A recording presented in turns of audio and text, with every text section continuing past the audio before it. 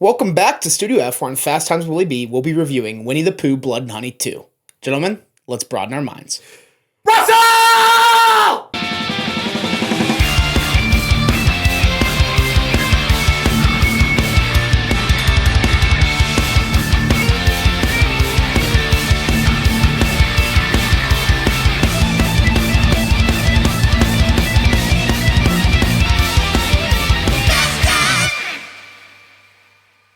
Welcome back to Fast Times Willy B. I'm Willy B. I got Kory back. Kory, how we doing today? Doing good, buddy.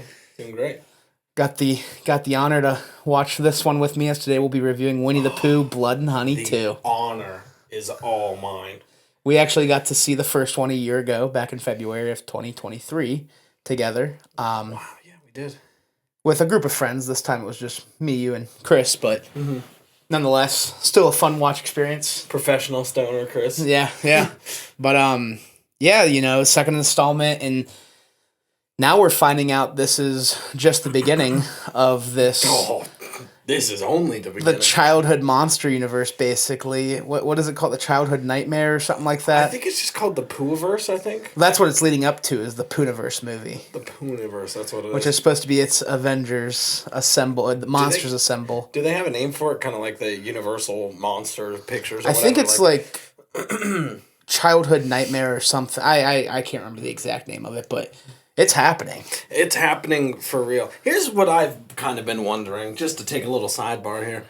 Are they, is this wishful thinking? Are they just assuming they're going to make money from these other things, or do they already have money lined up, is my question. I think it's the type of thing that you can make the worst movie, but there's something about a childhood IP being made into horror that's going to bring people to the theaters. I mean, last year we were in a sold-out theater. This year we were in a sold-out theater. I think they're on to something. As long as it continues to make money, and also I would bet that they're going to make some good money. I would say Bambi is iffy. Yeah, that's the only one I'm not really... Bambi the Reckoning is the only one I'm, iffy on.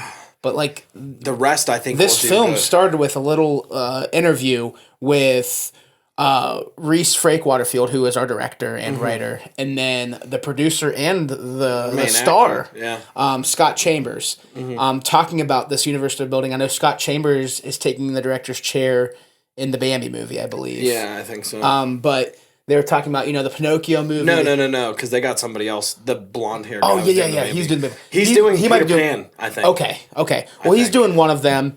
But he helped produce this and obviously was the star of Winnie-the-Pooh, Blood and Honey 2.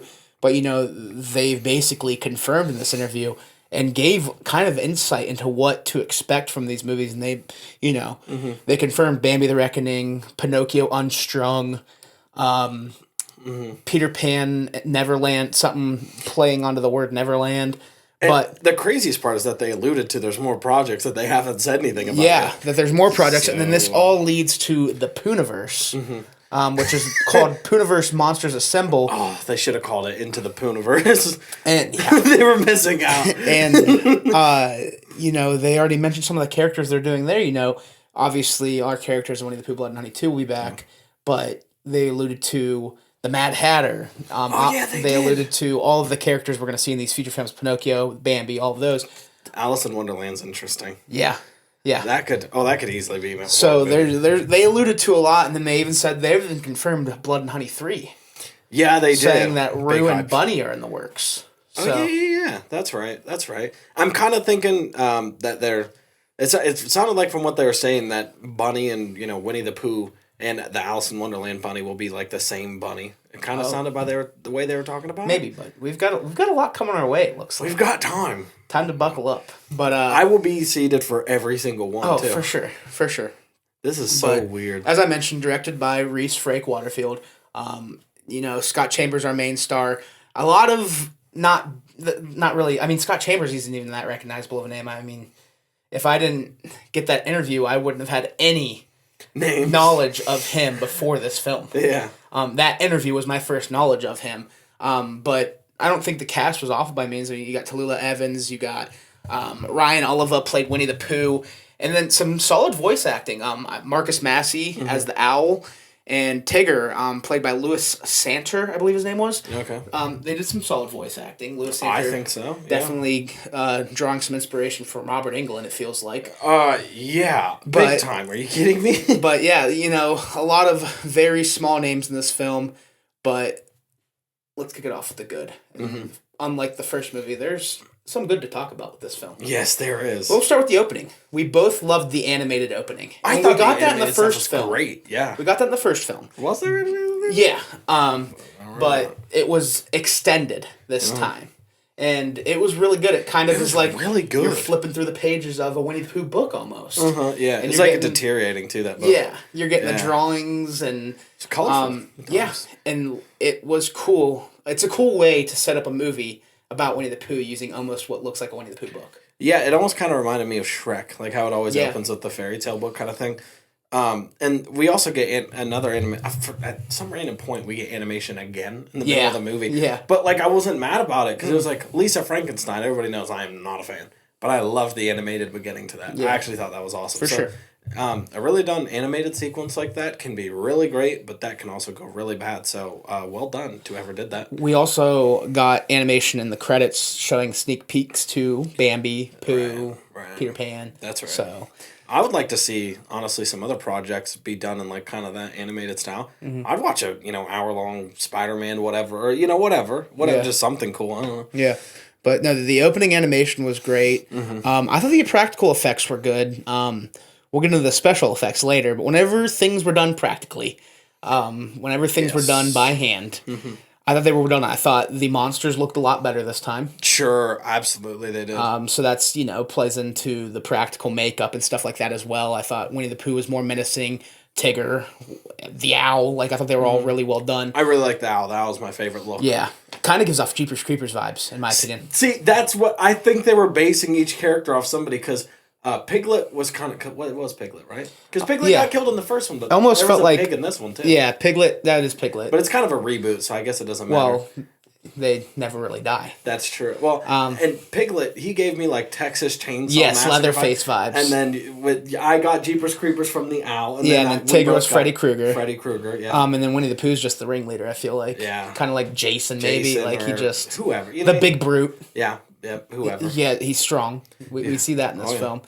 He can rip limbs, heads, and all of the above off. All of the above. With one simple tug. But, no, I liked all of the monsters. I thought they looked good. I thought they were really scary. And I thought that all of that was really well done. And like you said, I liked kind of the characteristics, kind of giving it based off of slashers we've already seen. Good choice. I didn't expect that. I didn't think about it, but especially like Tigger being like the really, really hyper one. First of all, I also thought it was great to have him like locked away. Yeah. Because he's hyper and he's always jumping and whatever. Yeah. And he also has kind of like the silliest, weirdest voice. So to kind of give him the Freddy Kruegerisms. Yeah. Good choice. And then obviously he has claws. So I guess that kind of works in conjunction. Yeah.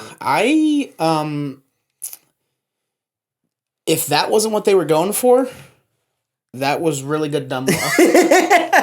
If they weren't like, let's base these off of slashers and like we just kind of pulled that from thin air, because that's not confirmed. But if we kind of just pulled that from it, then that was really dumb luck, because that's what it felt like. Yeah, it definitely. I would say it probably was on purpose, but I'm not putting it out of the question that it was an accident. Yeah. All I'm saying is if you happen to find this review, creators, continue to do that. We liked it. It was a good choice. And I didn't even notice there was a scene from Winnie-the-Pooh 1 that played on the TV that was a direct ripoff of Ghostface, where he does the how Ghostface always does the slash before the title. He did that exact thing. I didn't realize it. Yeah. We get to see snippets of the first one on the TV this time, which was kind of cool. That kind of made it feel like Halloween. Yeah, it did. That was almost Halloween because in Season of the Witch, he's watching the 78 Halloween. So I thought that was cool. But then it's changed. And we get it's Poohin' time. So a little that was funny. A little knock at Morbius there. Yeah, they did. Which is funny because they Morbius this movie at the end, which we will get to. Yeah. Well, we already talked about the teasing other movies and stuff like that. Morbius the hell out of it. But, I thought that was funny. This movie was definitely it was a much better story. I think that's what makes it stand out compared to the first one. The first one was just meant to be dumb horror fun. Get these teenagers or whatever they Which are is out, fine. out the in premise is Woods, it's Winnie-the-Pooh. and have these cheesy looking Winnie-the-Pooh. I think enhancing the characters shows how well the first one did, and that they're trying to make this go somewhere. But yes, it did. They tied a lot of loose ends with this film. Yeah, they did. So, we get Christopher Robin kind of surviving at the end of the first one. He did, but we thought he was dead the entire movie. And now he's back, and everybody thinks he did the murders because nobody's seen these creatures he's talking about out there. Yeah, so that kind of makes him a villain. And murders are starting to happen again. He gets fired from his job. Some emotional stuff in this. Yeah, but then you get the tie-in that his brother got kidnapped. Yeah. And then that leads to him finding out who did it, and then if he finds out that the scientists modified these kids. Do you know what I heavily got from that plot line? What's that? Five Nights at Freddy, the movie. Yes. A kidnapped kid. Yeah. Turns out he turns into, because his brother ends up probably being one of those mechanized creatures. Yeah. So, it's pretty much the same thing. Yeah. So it's basically this scientist that we never get to see in the movie. We hear his voice over recording, but... Good voice work. Yeah. He is the ringleader of it all. And he mixes DNA with animals, with kids, and it creates... Which I like that because this was a dumb nitpick, but one of the things I never really liked about these two movies was, why are they so humanoid? But now it makes sense. Yeah, I do like that storyline a lot. I think it tied a lot of loose ends. It made the story more compelling. It made the story make more sense. Yeah. It's something I can get behind. For something so outlandish. Yeah. It's something that I guess I don't really need explanation on, but to some extent, you have to acknowledge, this does not look like in the first one, look at this big bear.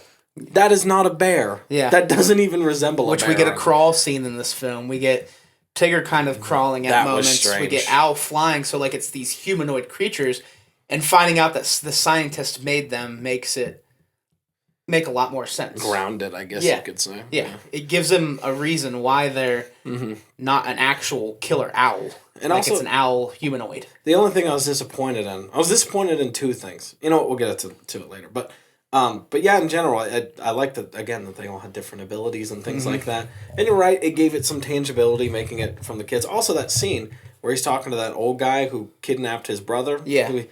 That was actually a pretty good scene. That's a long monologue, man. Yeah. That whole thing. Yeah. And that guy actually played it pretty well. So I was kind of impressed with that. At some point, I started to tear up for a second. I don't remember where. I think it was whenever the kid was talking to his dad. And he was like, "Oh, sorry, Dad, they spray painted your car or whatever." He's like, "Oh, it's okay, it'll wash off." And he's like, "No, it won't." For some reason, I was like, "That's pretty good." Yeah, and then if you watch, though, it starts to wash off. I noticed that too. I was like, well, they definitely used Expo. I thought, as soon as he put it on the car, it started to go away. And I was like, well, that kind of hurts, that scene. But no, I forgot about that. It definitely is a good scene. A lot of gore in this film. The director's interview... the producer's interview, I should say, since there was two of them, but they were talking about how they actually had to cut out 20 minutes, and that cut out 7 kills.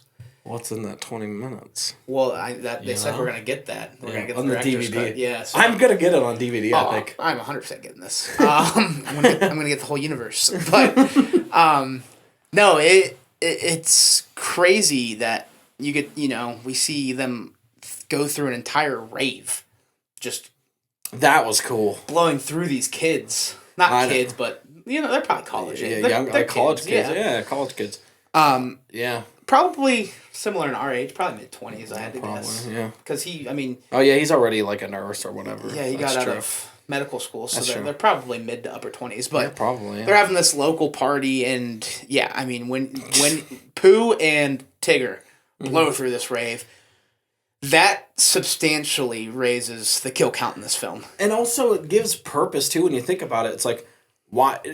It gives them reasoning, too. And this goes back to even, the scenes where you see Christopher Robin and Pooh hanging out. It's it's creepy, but it's why is Pooh even hanging out with you and not killing you? And then it's revealed it's the brother. And then also when he goes to a rave and kills people, he's not just killing people, he's killing people because he's angry because he's like, well, I don't get to be a kid, and you know, whatever. Mm-hmm. So it kind of gives him some reason to lash out. But that was cool. They're just wrecking shop in there like the Terminator. Those flashback scenes when you find out Christopher Robin was playing with Pooh, which in the first movie he remembers playing with Pooh and it being fun. Mm-hmm.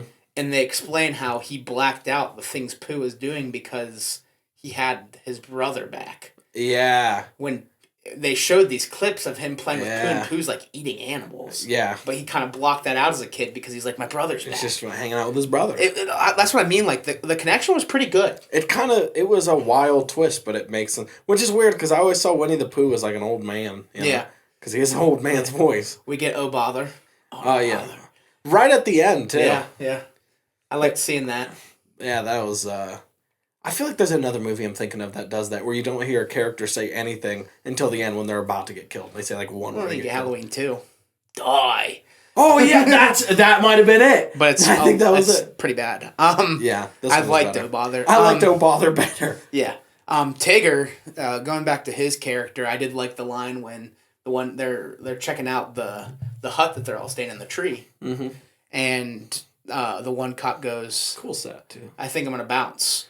And I Tigger like goes, that line. You took my line, and like that's when Freddy Krueger's him. Yeah, because he literally does the glove through the stomach thing. Yeah, not glove, but paw. Well, paw, I guess. But basically the same thing. Yeah, exact same thing. But I love that. That's such a Freddy thing to say too. Yeah, that's my line. And also, as soon as that scene happened, I was like, oh, I'm ready for more Tigger though. Yeah, I was hyped. Yeah. I was hyped. That was a cool set too, by the way. Yeah, their hideout, like that's cool. You know, hanging out in the tree. I thought the movie was well shot. We got a lot of good... Strangely. Yeah, we got a lot of good shots. The cinematography for, a cheesy slasher was pretty well done. Also, the equipment they used. I know they had, like, a bigger budget, but it still wasn't a big budget movie. Mm-hmm. I'd say if they had anything more than 1.5, 2 million, I'd be surprised. But even for that budget, the camera quality was pretty good. Like, from the very beginning, when it's zooming in the RV, I'm like, this actually looks way better than I thought it was going to. Yeah. Yeah, I thought it looked fantastic. And also, there were some good shots. Yeah. You know, one of my favorite shots is whenever the owl kills somebody. You know, he puts like a wooden 2x4 on somebody's head and kills them or whatever. And then he starts shaking, like, and it's like kind of dusk, and like you see the water there, and the sunrise is kind of coming up, and he starts shaking. And it kind of reminded me of, like, Michael Myers whenever he kills some, like, in Halloween Ends, he does the shake thing or whatever. That's cool. My Michael Myers reference I got was when the mom turned on the lights, the camera cut, and it turns, and Pooh was in the door window. Oh, that was definitely homage. I didn't even catch that. And that was one of the better shots, I thought. I didn't catch that. That was good. There's definitely some, like, pretty obvious foreshadowing where she opens the dishwasher and goes, oh, man, these knives are right side up. When are we going to get this right? And she shuts it back and shuts it again. I'm like, well, I can't wait to see who dies on these knives. Yeah. And then she, like, when she pulls them out, she says, these knives are going to be the death of me or something like that. Oh, she does say and that. 3 seconds later, she has every single one of them in her face. Yeah. But that's just the cheesy dialogue. But it's kind of what you asked for. Yeah. You have anything else for the good? I mean, definitely a lot more in this section than the first film. Yeah, a humongous amount. I mean, just in general, I think something that could be said in the good is just like, what a great time. Yeah. Because, like, we have all these big blockbusters are doing well. I'm crazy obsessed with Dune. But, like, you're getting a lot of money through the big blockbusters. But it's nice to see, even for something as stupid and small as Winnie-the-Pooh, Blood and Honey, too. There was a good amount of people in our theater. Yeah, I think it ended up being a sellout. I think there might have been maybe 2 seats open. A couple seats, yeah. It ended up having a bunch of people, and it's like, it's stupid, and everybody knows it's stupid, but they're going in to have fun anyway.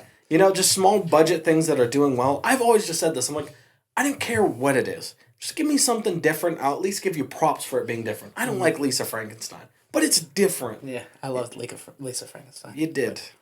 You did. That's for another day. Just what a great thing. Yeah, never, because you already did it, thank God. Check out mine and Rosie's review. And we both have me and Dustin did that one. Yeah, me and Dustin did. Oh, was it you and Dustin? And we both have high praise for it still. Mm. But Rosie also liked it as well. Yeah, it's crazy how I never respected your opinions. Anyway. But we can move on to the Meh then. And the Meh has some stuff in here too, because I feel like after the first film, a lot of it went in the bad. Yeah, I mean, I can't think of anything good. I would say there's a few bad, but most of my stuff's in the good and meh. Yeah, for sure. I wouldn't say anything was really, really bad. And even the meh kind of angles closer towards good than bad. Yeah. You know, like acting. That was one of the things Yeah, we'll throw acting there. It's because you had some people that were kind of bad. I thought Chambers was pretty solid. I thought he was really good. That's Christopher Robin. There was a couple scenes where I was like, he could do some bigger stuff. I was really surprised by it. Because as soon as... You know, he said he was starring in it. I was like, oh, here comes this dickhead. I'm starring in my own movie that I produced or whatever. Well done.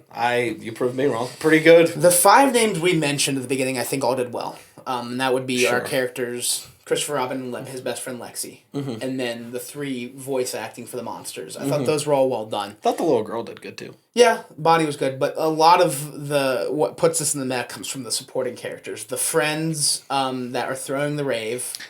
Yeah. The kid with the AirPod, we'll get to that later. Yeah. In the shower. I thought he was pretty bad. Yeah, he wasn't great. Most of the friends outside of Lexi weren't great. I thought everybody in the opening scene was pretty Most of the people in the hospital weren't great. Oh, well, yeah, that's true.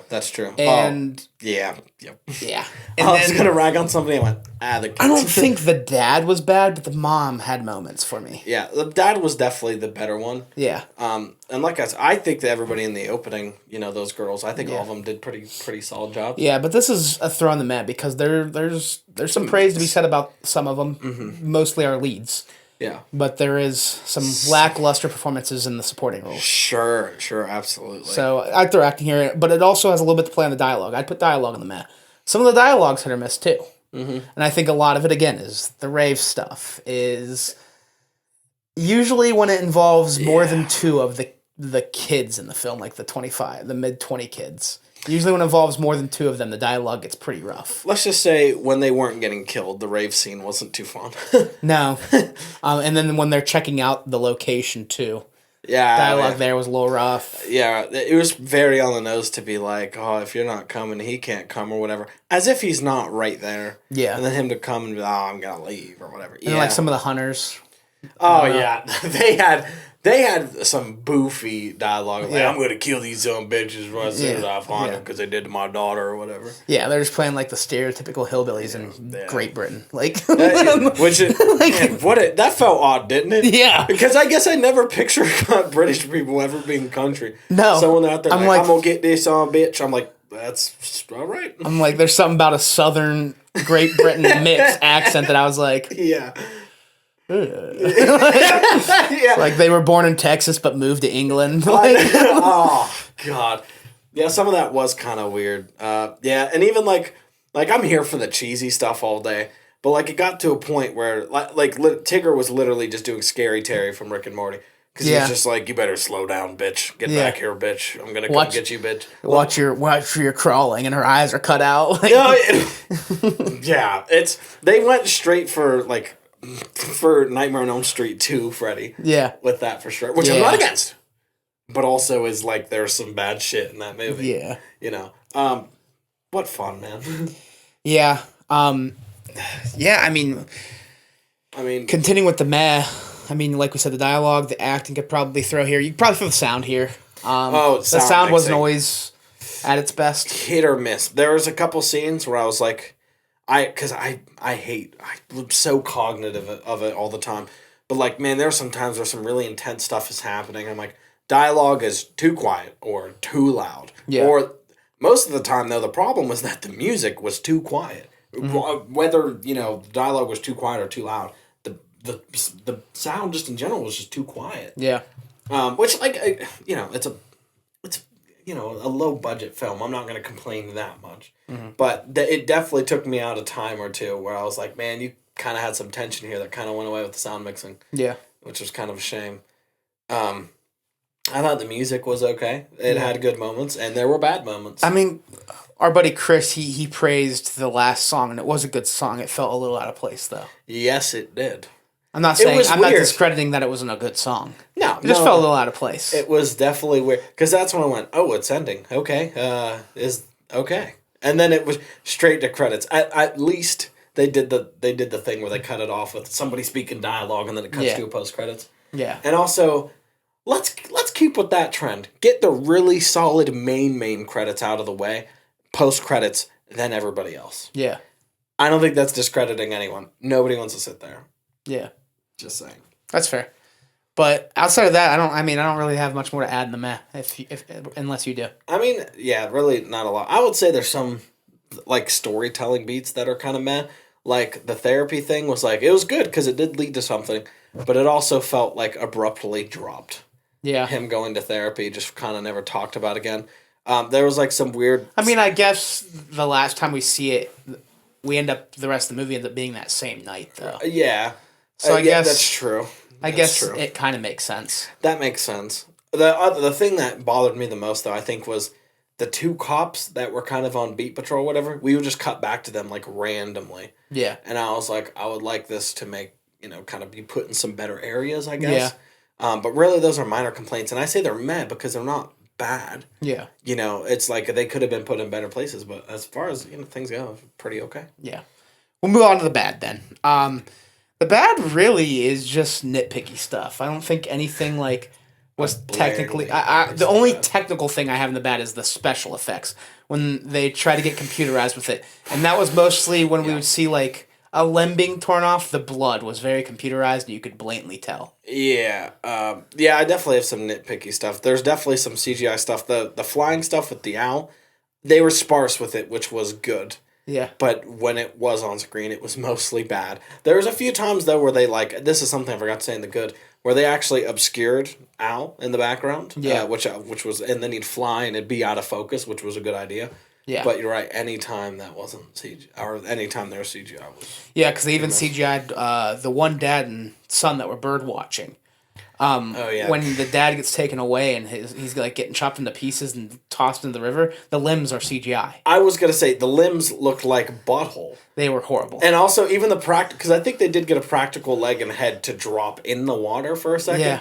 And that did look like butthole. Yeah, so... because it definitely... I could see somebody on the side going... and chucking it in the water. Yeah. It just felt kind of weird. Yeah, should have been more of a drop, I guess. Yeah, I would have put the special effects here as far as technical, but other than that, this is where I'd put the whole play out of Finn's demise. We get him standing in the shower with AirPods in. Yeah. I'm not an AirPod owner, but have you ever showered with your AirPods in? No. So we're good there. And you know me, I wear my AirPods all the time. Yeah. No, I'm not wearing those in the shower. Are you kidding me? So then he gets out of the shower. This is one of the owl's kills. I didn't like the kill either. It was kind of like the bird bad. Feed, he, spits up whatever that was. I forgot, and it's acid. But then it's acid, and I don't know. I wasn't a fan of that whole scene. It also didn't really play. It played out kind of stupid because he was like, "Oh, what was that?" and then walks out in the garden and then just gets attacked. Yeah. And I'm like, is it because the bird is too big to fit in a house? Is that why he did that? I don't know. But yeah, I wasn't a fan of that scene. Yeah. Start to finish. That was probably the worst scene in the movie. I'd say you're right. Again, any scene with him, no offense, I didn't bad. Yeah. I don't like it. But that's all I really have in the bad. Like I said, most of the stuff that I wasn't a fan of was still not bad. Yeah, I'd say I definitely got bored a couple times. Mm-hmm. I'd say the beginning there's a little too much faffing about. Yeah. I would say you could take out some of the faffing about. I wouldn't call anything with the to do with the brother and stuff like that. I wouldn't call that a waste or anything. Yeah. But it's and I appreciate them taking a real swing at this, but I'm also maybe just what we want to see. Yeah. Cheesy kills from childhood movies and whatnot. Yeah, that's pretty much it. I'm kind of thinking I might put the sound in bad. Yeah. There's some moments that were pretty bad. Yeah. I don't know. It just kind of depends. On the whole, it's a pretty okay project. I put it, it's pretty okay. Yeah. I don't have a lot of actual, bad things to... I thought I had more to say about the bad, but I don't. Yeah. I really don't. Yeah. We'll hop over to final thoughts and ratings then. People are calling this the greatest comeback of all time because the critic score was, I think, a 3%. For Rotten Tomatoes, I think IMDb was in the 2s.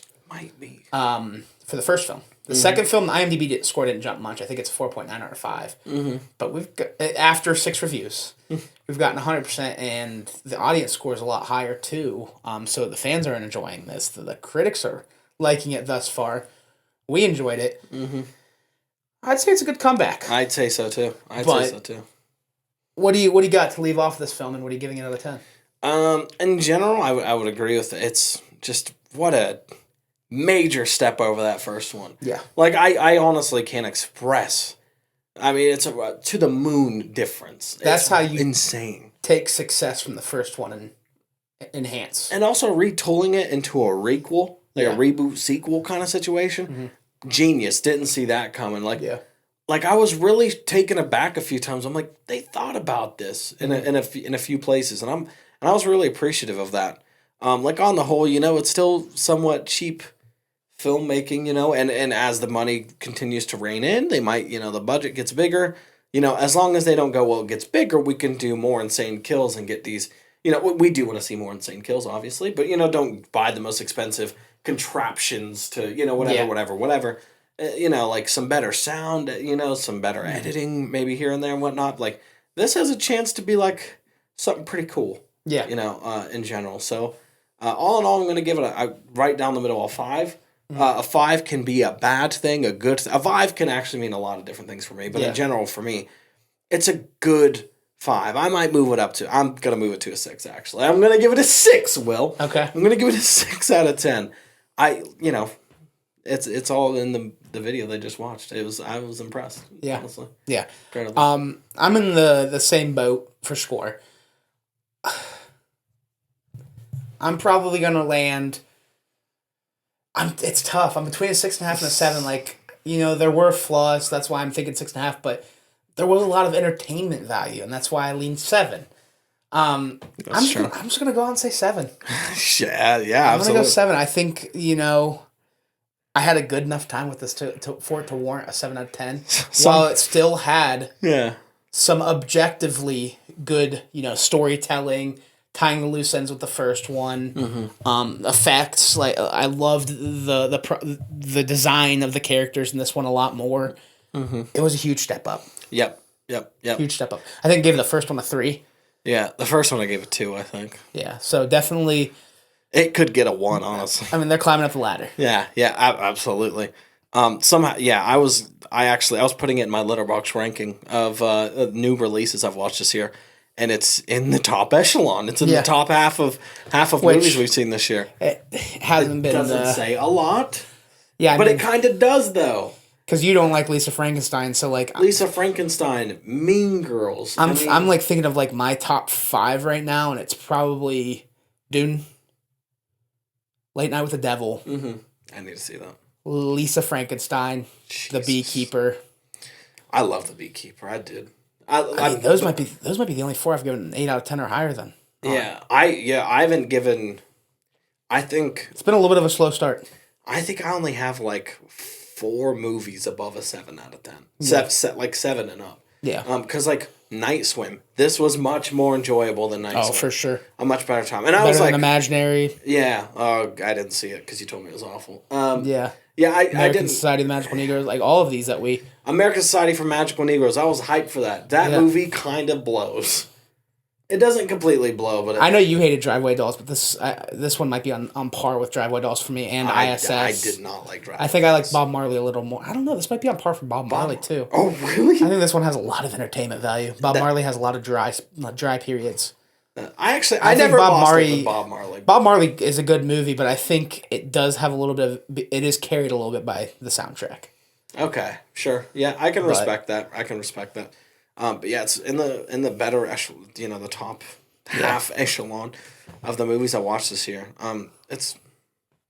Hopefully we're looking up. I mean, we got Godzilla coming, and then... This week, Deadpool 3. Ghostbusters was solid. Yeah, I won't watch that. Because I didn't even like Afterlife, and all I've heard is that it's mostly on par or worse than Afterlife. Whatever. I liked it more than Afterlife, but I did enjoy Afterlife. And then April. I think April's going to be a solid month. I mean, we're getting... Do we have the First Omen, I think, could be hit or miss. What's the other movie that's the first week of April? Is it that first-person point of view horror kit? No, that's the end of May. Oh, but we're getting Abigail in April. Oh, Abigail. I want to see Abigail. I'm excited for that one. What is the Ungentlemanly... Oh, yeah, the Guy Ritchie. The Guy Ritchie film. I can't remember the full name of it. That looks fun. I'm going. There's another movie I'm missing that's looks supposed to be... way better than Argyle. It's supposed to be coming out in April. But April should have a few good ones. Then May leads us into Kingdom of the Planet of the Apes. And then we start getting into the summer. The summer's a good time. So. Yeah, I know everybody. I think obviously the breadwinners by the end of this year will definitely be Joker. Joker, Deadpool, and Dune. I think will be the breadwinners by the end of this year. It's crazy to say that two comic book movies, could be towards the top because I don't know. 2024 is kind of a weird year. Obviously, we're gonna see. We are already seeing the effect of the strikes a little bit. Good movies aren't going to be as common as they were in 2023. I don't think. And maybe that's a nice thing. That gave Winnie-the-Pooh quite an opening. I think. Yeah. Essentially. Yeah. Yeah. But we'll see. We'll see what happens. It seems like smaller filmmaking is going to make quite an appearance in 2024. That's good. Maybe it'll say something. That's good. I'm excited. Industry. I mean, Late Night with the Devil, Shudder showed some of the horror they're making and low budget, but it looks fun. So that's the first person one is produced by Shudder. I think it's going to get a theater release. But what's that movie? It's being produced. It's directed by M. Night Shyamalan's daughter, produced by him. It's got Bryce Dallas Howard in it. And they're like sitting in a room, and there's like a mirror, and there's like knocking, and they're in the woods. It's like a building in the woods. Do you know what I'm talking about? I know what you're talking about. I can't think of the name of it. But you did remind me. We're getting another Strangers movie, too. Oh, yeah. And another Quiet Place. I still haven't seen The Stranger. Quiet Place Day 1 looks They're both day ones. Fantastic. They're both day ones. Oh, is it called Strangers Day 1? I don't think it's called Day 1, but it's supposed to be. It's an origin. I knew it was an origin. Yeah. But, okay, that's cool. I need to watch both of those. I haven't seen The Strangers 1 and 2. We'll see. It's not going to be like. I feel like 2023, we got a hit after hit after hit. Like, December alone. December. The last 5 weeks, we went Saltburn, Godzilla -1, Wonka, Iron Claw, Poor Things. Like, can you name a better 5-week stretch? I know that was, whenever we were doing Movie Mag, I know that was a tough month to cut things out. Yeah. There's so much good. Yeah. I mean, even before Saltburn, I thought Thanksgiving was really good. The Holdovers was the week before that. The Boy and the Heron, I know you didn't get to see that, but that was fantastic. Dude, the last 2 months. The last 2 months killed it last year. Even October, like 2023, they're really, rarely you went back-to-back weeks without seeing a good movie. Yeah, we had like major movies every single week. Yeah, and then in 2024, I mean, January's best movie was Beekeeper and ISS. They were kind of spread out. And then March, until I saw Ghostbusters, nothing in March really. Because I didn't think Imaginator was great. I didn't think American Society of Magical Egos was great. So until March we got we got to Ghostbusters. Winnie-the-Pooh Blood Night, he's my March winner right now. You gotta watch Ghostbusters and Late Night with the Devil. Late Night with the Devil was so I know, I need to see that bad. That was one of the ones I was really looking forward to, but it's just, oh my god, I've been busy. But yeah. Yeah, Winnie-the-Pooh Blood and Honey, good movie. You know what? Good movie. Yeah. Good movie. Enjoyable movie. Entertaining movie more than anything. Yes. Absolutely. Replay value is up there for me. You know what? I'd rewatch it for sure. For sure. I don't even know if I'd ever revisit the first one. But the second one... I don't want to revisit that first one. That second one, I could watch it again. For sure. I could definitely watch it again. No problem. I think it's probably on par. It's on par at the very least with the worst. I think it's a little better than some of the worst Nightmare on Elm Street movies. Yeah. And maybe even some of the Friday the 13th movies. I'd probably put it on par with Nightmare 2 and 4. Yeah, it's exactly where I was. Obviously, 1 and 3 are the actually great movies, but 2 and 4 I think are underrated. But Winnie-the-Pooh's right there with them. They're entertaining. The pool scene in the second movie, that's entertaining. That's the rave scene. I'd put this right on par with probably Halloween 5. Yeah, I think that feels Jason. Like Freddy versus Jason. You're right. That movie's not great, but it's fun. I'd even put it on par with we mentioned Five Nights at Freddy's. I think Five Nights at Freddy's a very. I thought Five Nights at Freddy's was pretty good. This was right on par with that. You know what? Whatever I gave that, I'm probably going to give it the same. It's still a little lower than Five Nights at Freddy's, but yeah, it's right on par. You're right. Yeah. So. All right. Look at us. Yeah. Comparing this to all the horror movies, it's on par with. But absolutely. Yeah. We should do a look forward discussion, kind of see what's going on the rest of the year and talk about it. Yeah. That'd be sweet. Yeah, for sure. That'll do it for Winnie-the-Pooh Blood 92, Kory. Thank you for coming back on. Absolutely. It's always a pleasure to have you. Anytime. Thank you all for watching. If you like what you're watching, check out some of these other videos. Hit the subscribe button or follow the social links down below. If you haven't seen Winnie-the-Pooh Blood 92, check it out. It's not in theaters long, so you might miss out, but it should be coming to VOD soon. So. I can't believe I'm saying it, but check it out. Go see it. Check it out. I would say go see it. If you want to have fun, especially people our age. Yeah. You go out, you want to have fun, you want to show up to the theater drunk or high or whatever, go do that stuff, show up. You have a great night, I think. For sure. This is a good, fun night with the friends, but... Absolutely. Thank you again for watching, and we will talk to you all soon. Peace.